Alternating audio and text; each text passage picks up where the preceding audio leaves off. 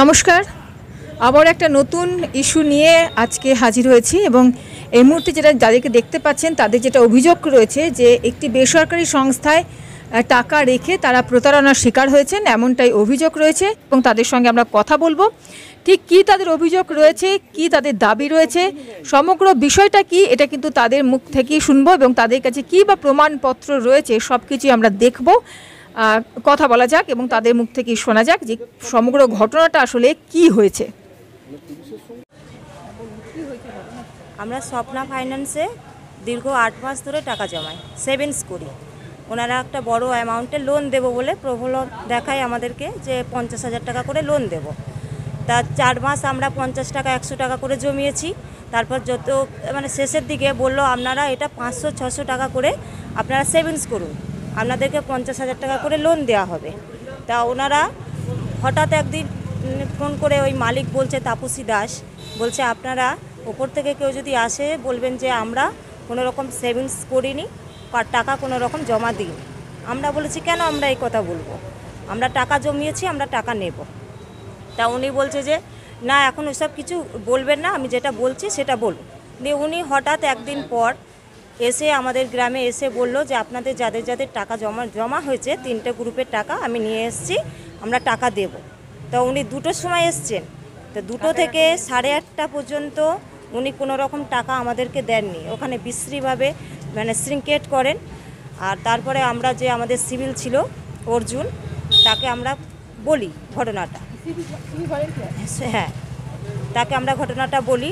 উনি থানায় ফোন করেন, তাপস বাবু ফোনটা ধরেছিল, ওনার সাথে কথা বললাম, যা যা ঘটনা ঘটেছে আমরা বললাম। উনি আমাদেরকে বলল যে ওনারা কজন এসছে, আমরা বললাম 5 জন এসছে। তা বললো 5 জনকে রাখুন, আমি গাড়ি পাঠাচ্ছি, নিয়ে যাচ্ছি। তা আমরা সেদিনকে রাত্রে সবাই গেছি, আমাদের গ্রুপে যতগুলো মেম্বার ছিল সবাই গেছি ওখানে। আমাদের গ্রুপে রয়েছে 13 জন, আর অন্য গ্রুপে রয়েছে 10 জন 15 জন করে, এরকম গ্রুপে সব মেম্বার রয়েছে। টোটাল ওইখানটায় 3টে গ্রুপে প্রায় 30 জন তো হবেই। কোন জায়গায় এটা? চোটখণ্ড, মেমারি চোটখণ্ড। দিয়ে আমরা থানায় যাই, থানায় গেছি তখন 9টা বাজছে। 9টা থেকে যখন বাজছে 11টা, তখন স্যার বেরিয়ে এসে ব্যাপারটা একটু জানার পরে একটা লিখিত দরখাস্ত দিতে বললেন।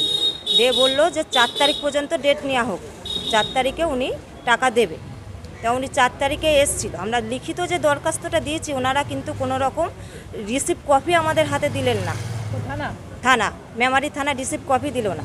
দিয়ে আমাদেরকে বুঝিয়ে বললো যে 4 তারিখে আপনারা টাকা দিয়ে দেবে, আপনারা চলে যান। আমরা চলে আসলাম। 4 তারিখে আমরা রয়েছি, তখন আমাদেরকে ওই 12টা 12:30 নাগাদ আমাদের ওখানে তাপসীদি ঢোকে, আর প্রকাশবাবু, এরা দুজনা ঢোকে। প্রকাশবাবু ওনার সঙ্গেই থাকে, উনিও স্যার ফাইন্যান্স কোম্পানির স্যার। হ্যাঁ, বিলকিস দি ওদের সাথেই উনি টাকা কালেকশন করতে যেত।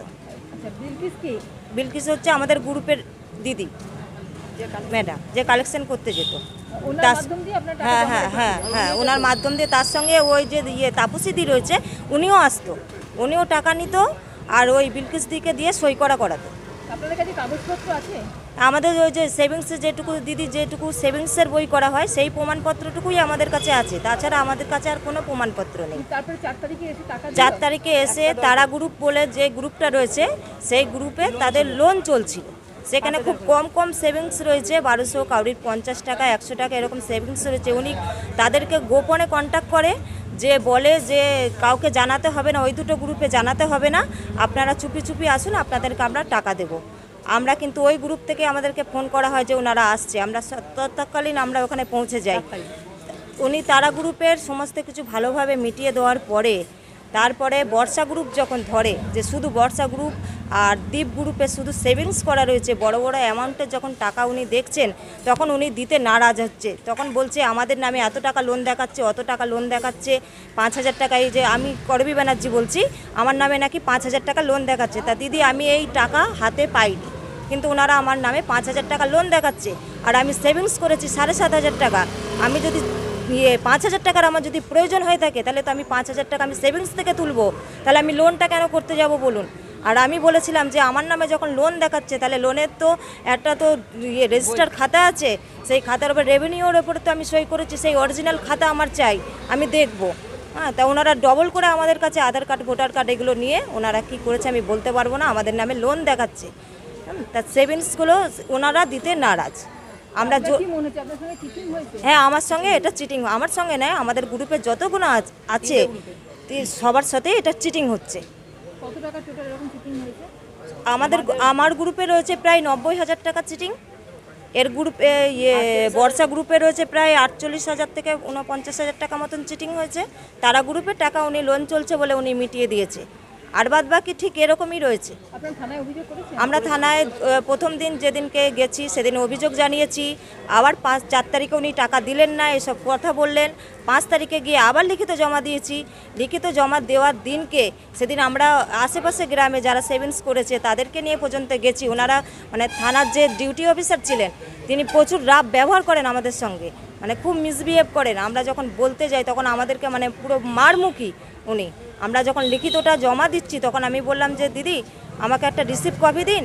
বললো না, আমি তো রিসিপ্ট কপি কোনো কিছু দিতে পারবো না, এটা যে স্যার নিয়েছে সেই স্যারের হাতে তুলে দেবো। তা আমাদেরকে কোনো রকম রিসিপ্ট কপিও দিচ্ছে না, আবার কোনো রকম আর ওনারা কি টাকা দেবে কি দেবে না সেটাও একটা ফাইনাল কিছু বলছে না। আমরা চাইছি যে আমরা দেখুন গরিব মানুষ, আমার গ্রুপটাতে রয়েছে কেউ বৃদ্ধ মানুষ বাসন মেজে হোটেলে কাজ করে পঙ্গু স্বামীকে নিয়ে এসে 50 টাকা 100 টাকা মাঝখানে লোন দেবো বলে মানে 500-600 টাকা করে পর্যন্ত জমিয়েছে। সেই সমস্ত গরিব মানুষের টাকা যেন উনি মেনে নেন না, উনি যেন টাকাটা ফেরত দেন, আমরা এইটা চাইছি। আপনারা কাকে দেখে দিয়েছিলেন টাকা? টাকা দেখে দিয়েছি ওই মালিককে দেখেই টাকা দিয়েছি। বলেছিল যে দিদি আমরা এরকম একটা, ওই দিদিকে আমরা চিনতাম, উনি রনিন্সে কাজ করতো, সেখানেও কিন্তু এরকম সেভিংস করা হতো। হ্যাঁ, গোষ্ঠী লোন, মানে 10 জন 12 জন করে একটা গোষ্ঠী করে এটা লোন দেওয়া হয়।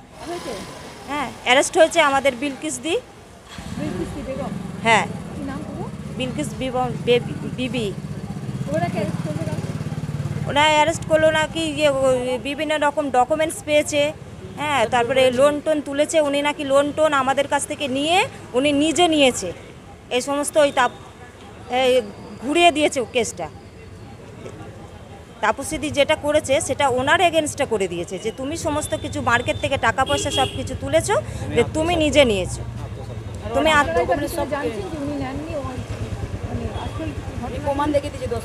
উনি কিন্তু প্রমাণ দেখাচ্ছে যে আমি ওই বিলকিস দি উনি কিন্তু প্রমাণ দেখাচ্ছে, বলছে যে আমি যে হিসাব দিয়েছি সেই হিসাবের খাতা কিন্তু দিদি দেখুন আমি দেখিয়ে দিয়েছি। আমাদেরকে একবার খাতাটা দেখিয়েছিল, আমরা তো এটা অরিজিনাল কপি, আমি তো আর চাইতে পারি না দিদিকে যে আপনি এটা আমার কাছে রেখে যান। করবী ব্যানার্জি। এই সমগ্র বিষয় নিয়ে কিন্তু 2রা জুলাই 2024 তারিখে বর্ধমান জেলা পুলিশ সুপারকে করবী বন্দ্যোপাধ্যায় সহ যারা অন্যান্য গ্রুপের হেড রয়েছে তারা কিন্তু অভিযোগ দায়ের করে এবং যারা গ্রুপ মেম্বার রয়েছে তাদের সই স্বাক্ষর নিয়ে, এবং সেই অভিযোগে যেটা লেখা ছিল আমি একটু পড়ে দিই, সেটা হচ্ছে যে মাননীয় সুপারিনটেন্ডেন্ট অফ পুলিশ বাদামতলা পূর্ব বর্ধমান মহাশয়, আমরা নিম্ন স্বাক্ষরকারীগণ আপনার নিকট আমাদের বিনীত নিবেদন এই যে আমরা মেমারি থানার অধীন চোতখণ্ড এলাকার বাসিন্দা হইতেছি। আমরা Swapna welfare finance group limited সাপ্তাহিক টাকা বিগত প্রায় মাস ধরিয়া জমা করিয়া আসিয়াছি। উক্ত স্বপ্না ওয়েলফেয়ার ফাইন্যান্স গ্রুপ লিমিটেডের পাসবুক আমাদের হেফাজতে রয়েছে। হঠাৎই একদিন কোম্পানির মালিক তাপসী দাস, স্বামী সুকুমার দাস এবং পিতা অজ্ঞাত সাকিব মুরলী গ্রাম মাঝের গ্রাম থানা মন্তেশ্বর পূর্ব বর্ধমান এবং প্রকাশ মুখার্জি সাকিব মণ্ডল গ্রাম থানা মন্তেশ্বর জেলা পূর্ব বর্ধমান আমাদেরকে জানায় যে আরবিআই থেকে ভেরিফিকেশানে আসবে, সেখানে আমরা যে টাকা দিই সেই সম্পর্কে আমরা যেন উল্লেখ না করি। এই কথা বলাতেই আমাদের সন্দেহ হয়, তখন আমরা স্বপ্না ওয়েলফেয়ার ফাইন্যান্স গ্রুপ লিমিটেডের অরিজিনাল কাগজ প্রবাদী দেখতে চাই, কিন্তু তারা আমাদের দেখায়নি। দিনের পর দিন আমাদের জমাকৃত টাকা তাদের কাছ থেকে ফেরত চাইলে সেটাও দিনের পর দিন আমাদেরকে দিচ্ছে না, ঘোরাচ্ছে। আমরা এই সম্পর্কে মেমারি থানাতে জানাতে যাই অভিযোগ, এবং তবে সেখান থেকে আমাদেরকে কিন্তু কোনো রকম কোনো রিসিপ্ট কপি দেওয়া হয়নি, এমনটা কিন্তু করবী বন্দ্যোপাধ্যায় জানাচ্ছেন। এই অভিযোগ কিন্তু 2/7/2024 তারিখে দেওয়া হয় এবং আবেদন জানানো হয় যাতে পাওনা টাকা ফেরত পান তারা এবং দোষী ব্যক্তিদের যাতে সাজা হয়। এরপর যেটা দেখা যাচ্ছে যে বিলকিস এই মুহূর্তে অ্যারেস্ট হয়ে রয়েছে এবং এই বিলকিস কিন্তু 2রা জুলাই 2024 তারিখে বর্ধমান জেলা পুলিশ সুপারকে লিখিতভাবে জানিয়েছিলেন। লিখিতভাবে কি জানিয়েছিলেন? আমি বিলকিস বিবি, মেমারি পৌরসভার 11 নম্বর ওয়ার্ডের বাসিন্দা, এবং তিনি যেটা লিখছেন যে আমার সহিত তাপসী দাস, সুকুমার দাস এবং প্রকাশ মুখার্জি সহিত আমার পরিচয় হয়। তারা তাদের সংস্থা স্বপ্না ওয়েলফেয়ার ফাইন্যান্স গ্রুপ লিমিটেডে আমাকে মাসিক 12,000 টাকার বিনিময়ে চাকরিতে নিয়োগ করে। আমার কাজ ছিল উক্ত স্বপ্না ওয়েলফেয়ার ফাইন্যান্স গ্রুপ লিমিটেডের হয়ে এবং উক্ত তাপসী দাস এবং প্রকাশ মুখার্জির কথা মতো এলাকায় গোষ্ঠী লোন দেওয়া এবং টাকা তোলা, এবং সেগুলি Swapna welfare finance group limited অফিসে জমা দিতাম আমি। এখন গত ইংরাজির 9/6/2024 তারিখে তাপসী দাস আমাকে বলে আরবিআই থেকে অনুসন্ধান করতে আসবে, সব মেম্বারদের শিখিয়ে দিতে হবে যে উক্ত কোম্পানিতে কোনো টাকা পয়সা জমা যাতে না করে। আবারও বলে দিই যে বলা হয় যে আরবিআই থেকে অনুসন্ধান করতে আসবে এবং তার জন্য মেম্বারদের শিখিয়ে দিতে হবে যাতে কোনো টাকা পয়সা তারা এই মুহূর্তে কোম্পানিতে জমা না করে। এবং এরপর বিলকিস বিবি লিখছে যে উক্ত ঘটনা আমি সহ আমার এলাকার কিছু মেম্বারদের সন্দেহ হয়। আমরা উক্ত বিষয়ে তাপসী দাস, সুকুমার দাস এবং প্রকাশ মুখার্জিকে স্বপ্না ওয়েলফেয়ার ফাইন্যান্স গ্রুপ লিমিটেডের কাগজপত্রাদি দেখাতে বলি, কিন্তু ওনারা আমাকে সহ অন্যান্য মেম্বারদের কাগজপত্র দেখাতে অস্বীকার করে। আরও প্রকাশ যে আমি বারবার আমার অ্যাপয়েন্টমেন্ট লেটার ও পে স্লিপ চাইলেও তারা আমাকে দিনের পর দিন দিচ্ছি দেব বলে কালক্ষেপণ করছে। উক্ত স্বপ্না ওয়েলফেয়ার ফাইন্যান্স গ্রুপ লিমিটেডের মালিক বৃন্দ তাপসী দাস, সুকুমার দাস এবং প্রকাশ মুখার্জির ব্যবহার অত্যন্ত সন্দেহজনক হচ্ছে। আমার শেষ মাসের মাইনে দেবেন না বলেছেন। আমি সহ অন্যান্য মেম্বারদের সন্দেহ যে Swapna welfare finance group limited একটি চিট ফান্ড কোম্পানি হচ্ছে। এটা কিন্তু পুলিশ সুপারকে আগেই জানিয়েছে বিলকিস বিবি যে Swapna welfare finance group limited একটি চিট ফান্ড কোম্পানি হইতেছে। উক্ত তাপসী দাস, সুকুমার দাস ও প্রকাশ মুখার্জি যে কোনো দিন সমস্ত টাকা পয়সা আত্মসাৎ করে পলায়ন করবে এবং আমি সহ সকল মেম্বারদের প্রতারিত করবে। আমি উক্ত ঘটনাটি স্থানীয় মেমারি থানায় জানাইতে চাইলে থানা কোনোরূপ পদক্ষেপ উক্ত তাপসী দাস ও অন্যান্যদের বিরুদ্ধে গ্রহণ করে নাই। তৎকারণে আপনার নিকট অর্থাৎ জেলা পুলিশ সুপার তার নিকট আবেদন যাহাতে দোষী ব্যক্তিদের দৃষ্টান্তমূলক সাজা হয় সেই মর্মে ব্যবস্থা গ্রহণ করলে বাধিত হব। 2/7/2024 তারিখে বিলকিস বিবি এই অভিযোগ দায়ের করেছেন জেলা পুলিশ সুপারের দপ্তরে। জেলা পুলিশ সুপারের কাছে অভিযোগ করেছেন যে এই ফাইন্যান্স কোম্পানি একটি চিট ফান্ড হচ্ছে এবং যে কোনো সময় যাদেরকে টাকা নেওয়া হয়েছে তাদের কাছ থেকে তাদের টাকা আত্মসাৎ করে পালাতে পারে সেই বিষয়ে ব্যবস্থা গ্রহণ করার জন্য বলা হয়েছে। এরপর কি দেখা গেল, এই অভিযোগের পরিপ্রেক্ষিতে কিন্তু কোনো রকম কোনো পদক্ষেপ না নিয়ে যেটা এখানে দেখা যাচ্ছে যে বিলকিস বিবি কিন্তু উল্টে তাপসী দাসের অভিযোগের ভিত্তিতে 9/7/2024 তারিখে গ্রেপ্তার হয় এবং সেই অভিযোগে কি লেখা আছে, তাপসী দাস কি অভিযোগ করছেন না আমি সুকান্ত দাসের স্ত্রী Tapasi Das messrs Swapna welfare finance group লিমিটেডের অংশীদার, এবং যেটা জানাচ্ছে যে পূর্ব বর্ধমানে তাদের যে ফিল্ড ম্যানেজার রয়েছে সেই হিসাবে কিন্তু বিলকিস বিবিকে নিযুক্ত করা হয়েছিল।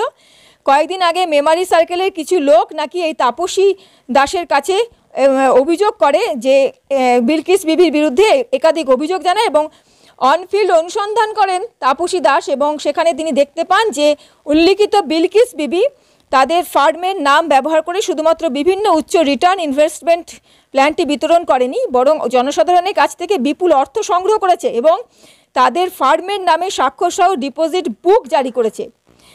এরপরে তাপসী দাস আরও অভিযোগে লিখছেন যে জিজ্ঞাসাবাদে আরও জানা যায় যে বিলকিস বিবি তার স্বামী রাকেশ সিং এবং তার চাচাতো ভাই ইমরান শেখের সহায়তায় গত 6-7 মাস ধরে এই অবৈধ ব্যবসা করে আসছে তাদের ফার্মের নাম ব্যবহার করে, এবং এই ফার্ম উচ্চ রিটার্নের নিশ্চয়তা দিয়ে আমানত বই ইস্যু করে সাধারণ মানুষের কাছ থেকে কোনো টাকা সংগ্রহ করেনি এরকম করে কিন্তু তাপসী দাস জানাচ্ছেন এবং এই অভিযোগ কিন্তু তিনি করছেন।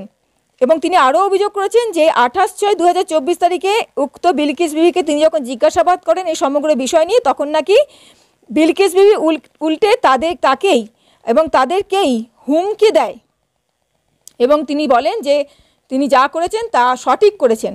এই অভিযোগ করা হচ্ছে 9/7/2024 তারিখে, কিন্তু তার আগেই 2/7/2024 তারিখে কিন্তু বিলকিস বিবি এবং যারা ওই গোষ্ঠীর মেম্বাররা ছিল তারা যেমন করবী বন্দ্যোপাধ্যায়, বন্দনা রায়, এরা কিন্তু সম্মিলিতভাবে জেলা পুলিশ সুপারকে অভিযোগ করেছিলেন, কিন্তু এবং মেমারি থানাতেও কিন্তু অভিযোগ হয়েছিল, সেই অভিযোগের কিন্তু কোনো তদবির হয়নি।